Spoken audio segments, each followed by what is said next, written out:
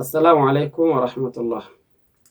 Yaa obboleessa koo rakkoodhaan marfame haka osoo qabduu kan sirraa dhokfame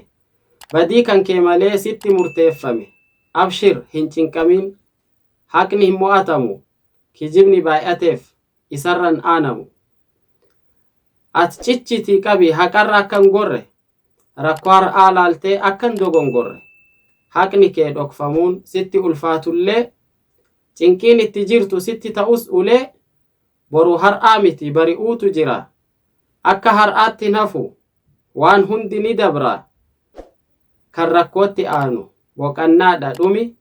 yoomuun jilbeeffatin mataa ol qabi deemi.